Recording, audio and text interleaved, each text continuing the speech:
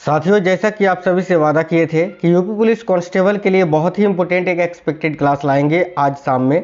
तो आज सुबह मैंने आपको उत्तर प्रदेश की प्रमुख योजनाएं करा दिया था, जो कि बड़ा ही इंपॉर्टेंट है आपके पेपर के लिए। और आज की इस वीडियो में अभी जिनका पेपर 8, 9 और 10 जून को है, उनके लिए साथियों पूरे 100 क्वेश्चंस देखेंगे।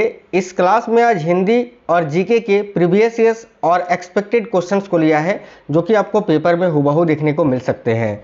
तो क्लास आपको कंप्लीट देख लेना है। और एक चीज़ साथियों, अगर आपने अपना सिटी इंटीमेशन चेक कर लिया है तो आप हमें कमेंट बॉक्स में ज़रूर बताइएगा कि आपका पेपर कब है और कहाँ आपका सेंटर है। तो फिर चलिए शुरू करते हैं और देखते हैं क्वेश्चंस। पहला क्वेश्चन आपको दिख रहा है। पहला क्वेश्चन है, ट्रोजन वायरस को अनेक सोलर विंड्स ओरियन प्लेटफॉर्मों पर छोड़ा गया था। ठीक है, आपको बताना है कि किस, है ना, ट्रोजन वायरस को अनेक सोलर विंड्स ओरियन प्लेटफॉर्मों पर छोड़ा गया था, वो कौन सा वायरस है। एक सेकंड, इस क्वेश्चन में थोड़ा सा डाउट है। इस क्वेश्चन का करेक्ट आंसर आपका सनवर्स्ट होना चाहिए। क्वेश्चन ऐसा था, इसमें यहाँ पर जो है ना आगे डैश था आपका, मैंने यहाँ पर देना मतलब कि ये टाइपिंग से मिस्टेक हो गया है थोड़ा सा। आपको बताना था कि डैश ट्रोजन वायरस को अनेक सोलर विंड्स ओनियन प्लेटफॉर्मों पर छोड़ा गया था, तो इसका करेक्ट आंसर आपका सनवर्स्ट हो जाता। ये 2024 में यूपी पुलिस कांस्टेबल में आपका पूछा गया सवाल था, ध्यान से देखिएगा। चलिए अगला सवाल है, पृथ्वी के प्रथम सुपर कॉन्टिनेंट यानी बृहद महाद्वीप का क्या नाम है। बड़ा ही अच्छा सवाल है। तो पृथ्वी के प्रथम सुपर कॉन्टिनेंट यानी बृहद महाद्वीप का जो नाम आपसे पूछा जा रहा था कि क्या नाम है, तो याद रखना करेक्ट आंसर हो जाएगा वालबारा। वालबारा इस क्वेश्चन का करेक्ट आंसर है। ऑप्शन नंबर ए, यहाँ आपका गोंडवाना करेक्ट आंसर नहीं होगा। ऑप्शन नंबर ए इस क्वेश्चन के लिए करेक्ट आंसर है। अगला है, कौन सा संगठन दुनिया के सबसे गरीब विकासशील देशों को ऋण और अनुदान प्रदान करता है। देखिए, इनमें से कौन सा संगठन है जो दुनिया के सबसे गरीब विकासशील देशों को ऋण और अनुदान प्रदान करता है। तो भाई करेक्ट आंसर होता है विश्व बैंक, वर्ल्ड बैंक। साथियों, वर्ल्ड बैंक का हेडक्वार्टर आपसे पूछा जाता है कि मुख्यालय कहाँ स्थित है, तो याद रखना वाशिंगटन डीसी में। अगला सवाल है, वेदों में मानव अधिकार को निम्नलिखित अवधारणा से दर्शाया गया है। आपको बताना है कि वेदों में मानव अधिकारों को इनमें से किस अवधारणा से दर्शाया गया है। तो देखो करेक्ट आएगा समानता से। समानता के अलावा धर्म भी होगा आपका। धर्म और समानता, इन दोनों से ही दर्शाया गया है वेदों को मानव अधिकार में, या मानव अधिकार को वेदों में दर्शाया गया है समानता और धर्म में। तो यहाँ पर ऑप्शन में समानता है तो समानता आंसर करेंगे। समानता के अलावा अगर आपको ऑप्शन में धर्म मिले तो वो भी आपका आंसर होगा। देखिए, हर वर्ष किस दिन विश्व कला दिवस के रूप में मनाया जाता है। तो हर वर्ष जो है ना 15 अप्रैल को विश्व कला दिवस के रूप में मनाया जाता है साथियों। अगला सवाल है, भारतीय संविधान का अनुच्छेद 352 मुख्य रूप से किससे संबंधित है। तो अनुच्छेद 352 जो है ये आपका किससे संबंधित है। तो राष्ट्रीय आपातकाल की उद्घोषणा से। 356 पूछे तो राष्ट्रपति शासन से। और 360 जो है वो वित्तीय आपातकाल से। देखिए, महिलाओं और परंपरागत रूप से पिछड़े हुए SC/ST समुदायों के बीच उद्यमिता को बढ़ावा देने के लिए भारत सरकार द्वारा कौन सा कार्यक्रम है जो कि शुरू किया गया था। तो ऑप्शन नंबर ए करेक्ट होगा, stand of India. Stand of India, याद रखना ऑप्शन नंबर ए आपका करेक्ट आंसर होगा। विजयनगर साम्राज्य की स्थापना 1336 में किसके द्वारा की गई थी। तो साथियों, विजयनगर साम्राज्य की स्थापना 1336 में हरिहर और बुक्का, इन दोनों भाइयों ने मिलकर की थी। ऑप्शन नंबर सी करेक्ट है। देखिए, मेगा शहर वे शहर हैं जिनकी जनसंख्या डैश से अधिक है। यानी किन शहरों को मेगा शहर कहा जाता है। तो याद रखना जिनकी जनसंख्या 10 मिलियन से अधिक हो। ठीक है, 10 मिलियन, 1 मिलियन में 10 लाख होता है और 10 मिलियन में आपका 1 करोड़। तो याद रखना जहां की जनसंख्या 1 करोड़ से अधिक हो भाई। अगला सवाल है, राजपूत शब्द का सही स्त्रीलिंग रूप क्या है। स्त्रीलिंग आपको बताना है, ये हिंदी का क्वेश्चन है, हिंदी व्याकरण का। तो राजपूत शब्द का सही स्त्रीलिंग रूप क्या है। देखो करेक्ट आंसर होगा Rajputani. Rajputani option number A correct answer होगा। देखिए, राजपूत पुल्लिंग शब्द है, इसका सही स्त्रीलिंग जो है राजपूतानी होता है, याद रखना। अगला है, आंख का पानी ढलना मुहावरे का सही अर्थ क्या है। तो आंख का पानी ढलना ये जो मुहावरा है इसका सही अर्थ आपको बताना है। तो साथियों करेक्ट आंसर होगा ऑप्शन नंबर सी, निर्लज्ज होना। निर्लज्ज होना option number C correct answer होगा। देखिए, आंख का पानी का अर्थ लज्जा या आत्मसम्मान होता है। आंख का पानी ढलना का अर्थ शर्म या संकोच समाप्त हो जाना है। अगला, निर्धन शब्द में कौन सी संधि है? ये जो शब्द है निर्धन, इसमें कौन सी संधि है ये आपको बताना है। तो निर्धन का संधि विच्छेद अगर आप करोगे तो किस प्रकार करोगे? नी जोड़ धन, ठीक है। और ये जो है ना कौन सी संधि का उदाहरण है? तो देखिए विसर्ग संधि है साथियों, विसर्ग संधि। ऑप्शन नंबर सी इस क्वेश्चन का करेक्ट आंसर हो जाएगा, ठीक है। अगला सवाल देखिएगा, देखिए विसर्ग संधि में विसर्ग के बाद आने वाले वर्ण के अनुसार परिवर्तन होता है, ये बात आप याद रखना। अगला सवाल है, शुष्क शब्द का विलोम शब्द क्या होता है? तो भाई शुष्क शब्द का विलोम शब्द आपको बताना है, जो कि होता है आर्द्र। Option number A correct answer होगा आर्द्र। देखिए, शुष्क का अर्थ सूखा होता है, आर्द्र का अर्थ नम या गीला होता है। शुष्क और आर्द्र एक दूसरे के विलोम शब्द हैं। अगला सवाल है, सूरदास के गुरु कौन थे? सूरदास के गुरु कौन थे? तो भाई देखिए करेक्ट होगा वल्लभाचार्य। ऑप्शन नंबर बी इस क्वेश्चन का करेक्ट आंसर होगा। देखिए, सूरदास जो है कृष्ण भक्ति शाखा के प्रमुख कवि थे। वल्लभाचार्य पुष्टि मार्ग के संस्थापक थे। सूरदास वल्लभाचार्य के शिष्य माने जाते हैं। सूरदास की प्रसिद्ध रचना जो है वो है सूरसागर। देखिए, आप लोग वीडियो को लाइक जरूर करिएगा और इस वीडियो को अपने दोस्तों के साथ ज़्यादा से ज़्यादा शेयर करिएगा। कमल शब्द का पर्यायवाची शब्द निम्नलिखित में से कौन सा है? कमल का पर्यायवाची शब्द इनमें से कौन सा है? तो देखिए करेक्ट होगा अरविंद। ऑप्शन नंबर बी करेक्ट है साथियों, अरविंद। देखिए, कमल के अन्य पर्यायवाची शब्दों में पंकज होता है, जलज होता है, सरोज, नीरज, राजीव, ये सभी जो है साथियों कमल का ही जो है क्या होता है भाई? पर्यायवाची शब्द होता है। देखिए, पंकज का अर्थ है कीचड़, पंख में उत्पन्न होने वाला। कमल जो है भारत का राष्ट्रीय पुष्प भी है। जो सब कुछ जानता हो, जो सब कुछ जानता हो, इस वाक्यांश के लिए एक शब्द क्या होगा? तो जो सब कुछ जानता हो वाक्यांश के लिए एक शब्द होगा सर्वज्ञ। Option number C correct answer होगा सर्वज्ञ। देखिए, सर्वज्ञ यानी जो सब कुछ जानता हो, अल्पज्ञ कम ज्ञान रखने वाला, बहुज्ञ यानी बहुत विषयों का ज्ञान रखने वाला। देखिए, चौराहा शब्द में कौन सा समास है?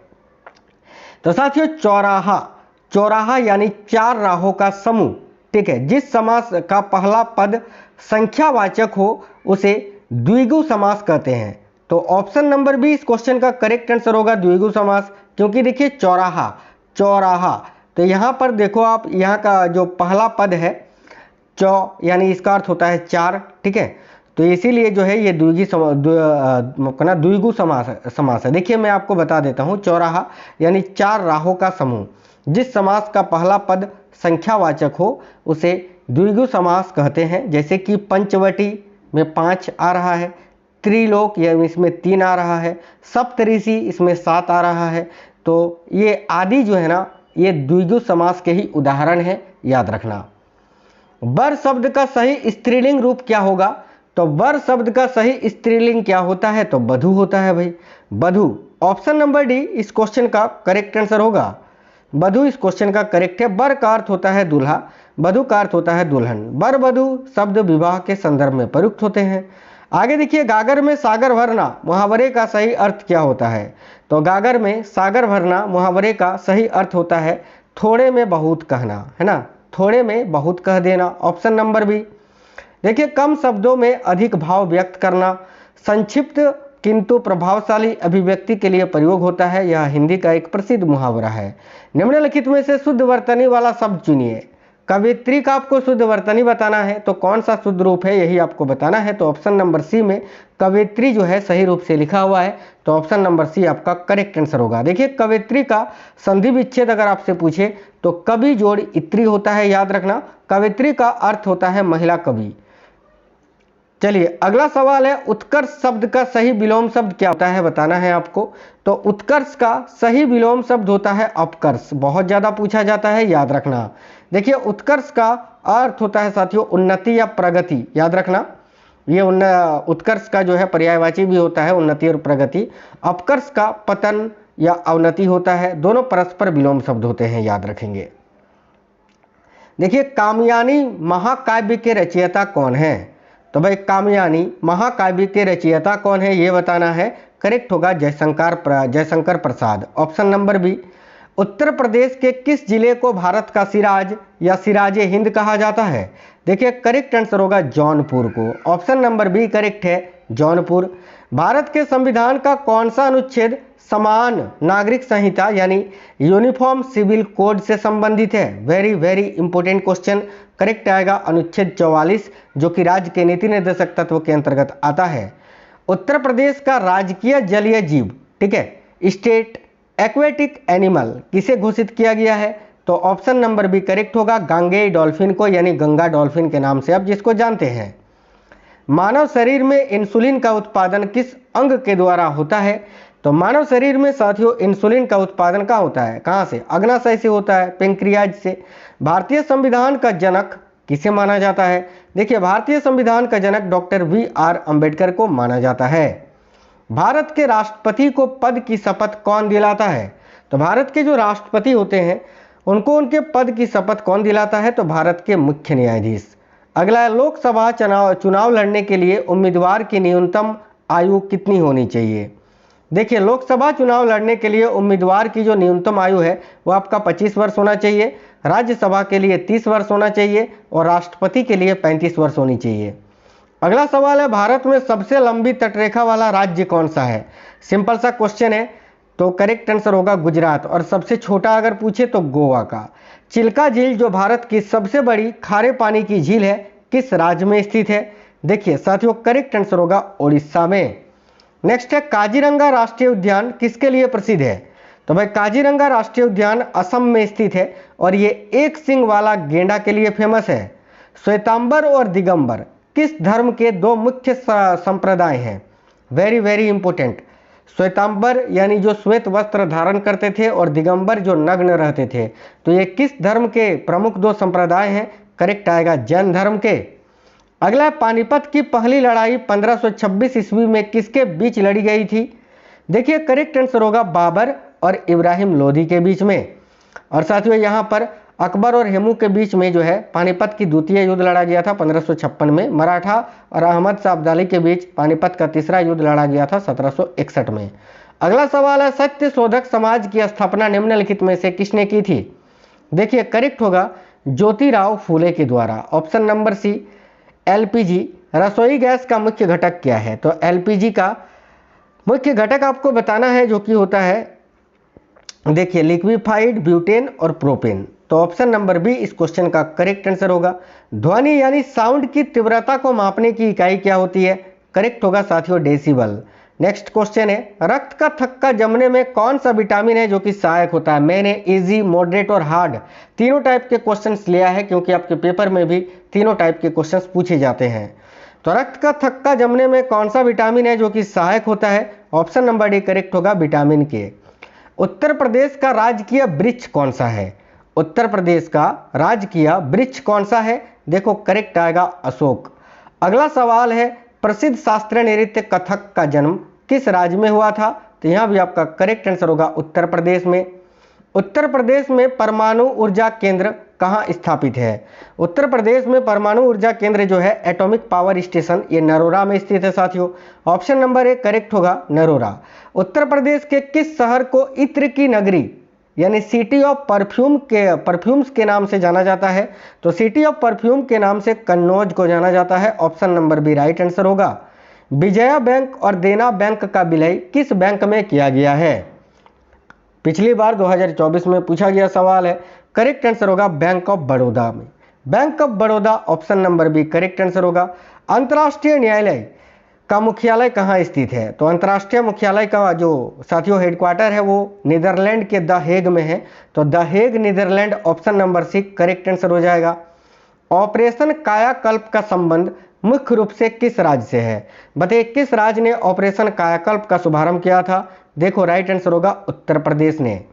नेक्स्ट है विश्व पर्यावरण दिवस हर साल किस तारीख को मनाया जाता है? तो साथियों विश्व पर्यावरण दिवस प्रत्येक वर्ष जो है 5 जून को मनाया जाता है। अगला सवाल है UPSSF का पूर्ण रूप क्या होता है? वेरी वेरी इंपॉर्टेंट सवाल है। तो यूपीएसएसएफ का पूर्ण रूप क्या होता है? देखिए करेक्ट होगा ऑप्शन नंबर ए, Uttar Pradesh special security force, याद रखना। टाका या टाका किस देश की मुद्रा है? तो टाका की बात करें तो यह बांग्लादेश की करेंसी का नाम है, तो बांग्लादेश आपका करेक्ट आंसर हो जाएगा। खुदाई खिदमतगार संगठन के संस्थापक कौन थे? देखिए खुदाई खिदमतगार संगठन के संस्थापक कौन थे? तो खान अब्दुल गफ्फार खान। नेक्स्ट है जीएसटी का पूर्ण रूप क्या होता है? तो साथियों जीएसटी का पूर्ण रूप होता है goods and services tax, option number B correct answer है। अगला सवाल है पखीरा पक्षी विहार उत्तर प्रदेश के किस जिले में स्थित है? ध्यान से देखिएगा, पखीरा पक्षी विहार जो है ये उत्तर प्रदेश के श्रावस्ती जिले में स्थित है। बड़ा इंपॉर्टेंट सवाल है, याद रखना, श्रावस्ती में। भारतीय संविधान का अनुच्छेद 21 किससे संबंधित है? तो साथियों देखिएगा, भारतीय संविधान का आर्टिकल 21 जो है ये जीवन और व्यक्तिगत स्वतंत्रता के अधिकार से संबंधित है, याद रखिएगा। राज्यपाल की नियुक्ति कौन करता है? देखिए राज्यों के जो राज्यपाल होते हैं उनकी नियुक्ति कौन करता है? तो ऑप्शन के अकॉर्डिंग यहाँ आपका करेक्ट आंसर हो जाएगा राष्ट्रपति। इनको इनके पद की शपथ कौन दिलाता है? तो उस राज्य का जो उच्च न्यायालय होता है और उसके जो मुख्य न्यायाधीश होते हैं वो, याद रखना। भारत का संविधान कब लागू हुआ था? बड़ा ही सिंपल सवाल है, मैं नहीं बताऊंगा, यही आपका होमवर्क का क्वेश्चन रहेगा।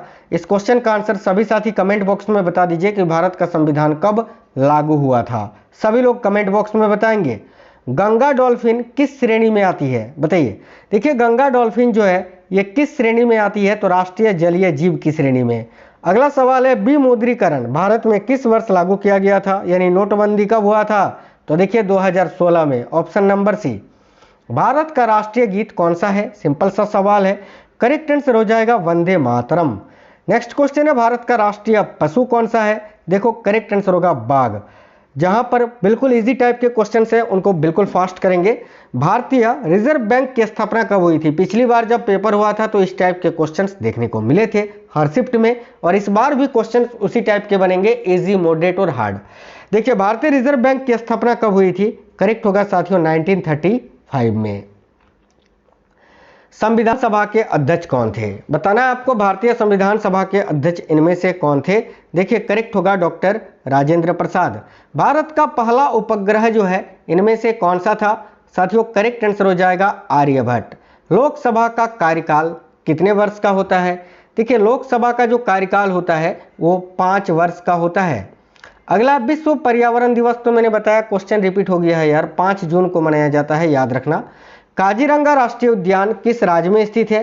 तो ये आपका असम में है। अभी मैंने बताया था किसके लिए फेमस है, तो एक सिंग वाले गेंडे के लिए। चिल्का झील, ये भी क्वेश्चन रिपीट हो गया है, ये उड़ीसा में आपका स्थित है। ठीक है, चिल्का झील की बात करें तो उड़ीसा में स्थित है, ये भी क्वेश्चन जो है आपका रिपीट हो गया है। देखिए मानव शरीर की सबसे बड़ी ग्रंथि जो होती है वो कौन सी है? तो सबसे बड़ी ग्रंथि यकृत और दूसरी सबसे बड़ी ग्रंथि जो है अग्नाशय है। पिट्यूटरी की बात करें तो सबसे छोटी ग्रंथि है। रक्त का लाल रंग किसके कारण होता है? करेक्ट आंसर हो जाएगा हीमोग्लोबिन के कारण। विटामिन डी की कमी से कौन सा रोग होता है? तो देखिए विटामिन डी की कमी से जो होने वाला रोग है वह साथियों रिकेट्स। बेरी की बात करें तो विटामिन B1 की कमी से होता है, स्कर्बी विटामिन सी की कमी से होता है, रतौंधी विटामिन ए की कमी से होता है। अगला सूर्य के सबसे निकट ग्रह कौन सा है? तो सूर्य के सबसे नजदीक में कौन सा ग्रह स्थित है? ऑप्शन नंबर सी करेक्ट होगा बुध। भारत का सबसे बड़ा राज्य क्षेत्रफल की दृष्टि से कौन सा है? तो क्षेत्रफल की दृष्टि से राजस्थान, जनसंख्या की दृष्टि से पूछे तो उत्तर प्रदेश। भारत का सबसे अधिक जनसंख्या वाला राज्य कौन सा है? अभी मैंने आपको बताया था उत्तर प्रदेश। अगला सवाल है जय जवान जय किसान का नारा किसने दिया था? देखिए जय जवान जय किसान का नारा लाल बहादुर शास्त्री जी ने दिया था। अगला सवाल है पानीपत की प्रथम लड़ाई कब हुई थी? तो ये 1526 में लड़ी गई थी। नेक्स्ट है भारतीय राष्ट्रीय कांग्रेस की स्थापना कब हुई थी? देखिए करेक्ट होगा साथियों 1885 में। संयुक्त राष्ट्र संघ यानी यूनाइटेड नेशंस की स्थापना कब हुई थी? याद रखिए करेक्ट होगा 1945 में। अगला है मानव हृदय में कितने कक्ष होते हैं? चैम्बर के बारे में पूछा जा रहा है, कितनी कोष्ठीय का हृदय होता है? तो 4 कोष्ठीय का, 4 कक्षीय का। अब थोड़े अच्छे लेवल के सवाल हैं, ध्यान से देखिएगा, फिर हिंदी के भी कुछ क्वेश्चंस देखेंगे। अभी भारतीय संविधान का कौन सा अनुच्छेद मानव तस्करी यानी ह्यूमन ट्रैफिकिंग और बंधुआ मजदूरी का निषेध करता है? बड़ा इंपॉर्टेंट सवाल है, करेक्ट आंसर होगा अनुच्छेद 23। देखिए, भारतीय संविधान का कौन सा अनुच्छेद 14 वर्ष से कम आयु के बच्चों को कारखानों एवं खतरनाक उद्योगों में कार्य करने से रोकता है? तो साथियों राइट होगा अनुच्छेद 24। अगला सवाल देखिए, राष्ट्रीय मानवाधिकार आयोग अपनी जांच रिपोर्ट केंद्र या राज्य सरकार को भेजने के कितने समय बाद उसे सार्वजनिक कर सकता है? बहुत इंपॉर्टेंट सवाल है और इस बार भी राष्ट्रीय मानवाधिकार से भर भर के क्वेश्चंस पूछे जाएंगे। देखो, इस क्वेश्चन के लिए करेक्ट आंसर होगा 1 माह के बाद, 1 महीने के बाद। अगला है, मानवाधिकार संरक्षण अधिनियम 1993 के अनुसार राष्ट्रीय मानवाधिकार आयोग किसी घटना की जांच सामान्यतः कितने समय के भीतर प्राप्त शिकायत पर कर सकता है? तो करेक्ट आंसर होगा 1 वर्ष के भीतर। अगला सवाल देखिए, राष्ट्रीय मानवाधिकार आयोग का पदेन सदस्य निम्नलिखित में से कौन होता है? Option number B correct answer होगा राष्ट्रीय महिला आयोग का अध्यक्ष। ठीक है, आगे देखिए, आतंकवाद विरोधी अभियानों का प्राथमिक उद्देश्य क्या है? तो करेक्ट आंसर होगा विद्रोहियों का सैन्य दमन। पिछली बार का पूछा गया सवाल है। IGST में आई का क्या मतलब होता है? GST का तो आपको पता ही है, गुड्स एंड सर्विसेज टैक्स, और आई का मतलब होता है integrated. Option number B correct answer होगा इंटीग्रेटेड। ऑस्ट्रेलिया की राजधानी कौन सी है? देखिए, करेक्ट आंसर होगा कैनबरा। नेक्स्ट है, निम्नलिखित में से कौन सा भारतीय रिजर्व बैंक का कार्य नहीं है? तो भारतीय रिजर्व बैंक का कार्य विदेशी मुद्रा का विनियमन, मौद्रिक नीति का संचालन, करेंसी नोट जारी करना, ये सभी है, लेकिन शेयर बाजार को विनियमित करना ये नहीं है। तो ऑप्शन नंबर ए आपका करेक्ट आंसर होगा। एशियाई विकास बैंक ADB क्या करता है? तो एशियाई विकास बैंक जो है भाई, ये क्या करता है? तो देखिए, यह एशिया प्रशांत देशों में वित्तीय बाजारों को नियंत्रित करता है। ऑप्शन नंबर बी करेक्ट होगा। भारत में पहली पंचवर्षीय योजना कब लागू की गई थी? करेक्ट होगा 1951 में, जो कि हेरोड डोमर मॉडल पर आधारित थी। देखिए, जुलाई महीने में जेल में ही अप्रैल 2024 तक खबरों में किस देश के नए प्रधानमंत्री बने थे? तो इसका करेक्ट आंसर होता पुर्तगाल के। अगला सवाल है, उत्तर प्रदेश पुलिस का सर्वोच्च पद कौन सा होता है? देखिए, उत्तर प्रदेश पुलिस का जो सर्वोच्च पद होता है वो होता है DGP, पुलिस महानिदेशक। अगला सवाल है, पुलिस थाने में दर्ज होने वाली FIR का पूर्ण रूप यानी फुल फॉर्म क्या होता है? FIR का फुल फॉर्म बताना है, जो कि होता है first information report. Option number B correct है। जिले के स्तर पर कानून और व्यवस्था बनाए रखने की अंतिम जिम्मेदारी किसकी होती है? करेक्ट आंसर होगा साथियों जिला मजिस्ट्रेट या जिला अधिकारी यानी DM की। अगला सवाल है, पुलिस बलों में या पुलिस बल में सबसे छोटा या प्रारंभिक पद कौन सा होता है? तो जिसके लिए आप अभी ये क्लास देख रहे हैं, ठीक है, याद रखना, कांस्टेबल की। Option number C correct answer होगा कांस्टेबल। देखिए, हिंदी का सवाल है कि अन्वेषण शब्द का सही संधि विच्छेद करिए। तो अन्वेषण शब्द का सही संधि विच्छेद ऑप्शन नंबर बी में लिखा हुआ है अनुजोड़ एसन, याद रखना। अगला सवाल है, निम्नलिखित में से बादल शब्द का पर्यायवाची कौन सा है? तो इनमें से कौन सा बादल शब्द का पर्यायवाची शब्द है? तो देखो, करेक्ट आएगा नीरद। नीरद जो है साथियों, ये बादल का ही पर्यायवाची शब्द है। देखिए, जलज, पंकज, अरविंद, ये सभी कमल का पर्यायवाची शब्द है। अनुराग शब्द का सही विलोम शब्द क्या है? तो अनुराग का जो विलोम शब्द होता है वो होता है विराग। देखिए, ऑप्शन नंबर बी करेक्ट होगा विराग। जिसके समान कोई दूसरा ना हो, जिसके समान कोई दूसरा ना हो, वाक्यांश के लिए एक शब्द क्या होगा? देखिए, करेक्ट होगा अद्वितीय। Option number B. लंबोदर शब्द में कौन सा समास है? तो साथियों, लंबोदर ये जो शब्द है इसमें भाई बहुब्रीहि समास है, याद रखना, बहुब्रीहि समास। ऑप्शन नंबर सी करेक्ट होगा। ऊंट के मुंह में जीरा मुहावरे का अर्थ क्या होता है? ऊंट के मुंह में जीरा, ये जो मुहावरा है इसका अर्थ होता है बहुत कम देना। निम्नलिखित में से शुद्ध वर्तनी वाला शब्द चुनिए। करेक्ट स्पेलिंग आपको करना है, जहां पर उज्ज्वल का शुद्ध रूप बताना है, जो कि ऑप्शन नंबर सी में उज्ज्वल को सही रूप से लिखा गया है। तो ऑप्शन नंबर सी आपका करेक्ट आंसर होगा। देखिए, तरिणी और तरनी, ठीक है, तरनी और तरनी शब्द युग्म का सही अर्थ क्या होता है? तो देखिए, इस क्वेश्चन का करेक्ट आंसर होगा सूर्य और नाव। ऑप्शन नंबर ए करेक्ट होगा सूर्य और नाव। कारक के कितने भेद होते हैं भाई? तो कारक के 8 भेद होते हैं साथियों, याद रखना, वेरी वेरी इंपॉर्टेंट सवाल है। तो ये पूरे 100 क्वेश्चन थे, जिसमें हिंदी और जीके के क्वेश्चंस आज ऐड किए थे, जो कि तीनों टाइप के क्वेश्चंस मैंने आपको कराया, इजी, मॉडरेट और हार्ड। क्लास आपको कैसा लगा है जरूर बताना। आज सुबह मैंने साथियों उत्तर प्रदेश की प्रमुख योजनाओं वाला पूरा टॉपिक करा दिया था, उसको जरूर देख लेना। उसके इससे अलावा कल आपको एक्सपेक्टेड क्लास कराए थे, परसों भी कराए थे, उन क्लासों को जरूर देख लेना। तो वीडियो को लाइक करना, दोस्तों के साथ ज़्यादा से ज़्यादा शेयर करना। मिलेंगे आपसे नेक्स्ट वीडियो में। जय हिंद, वंदे मातरम।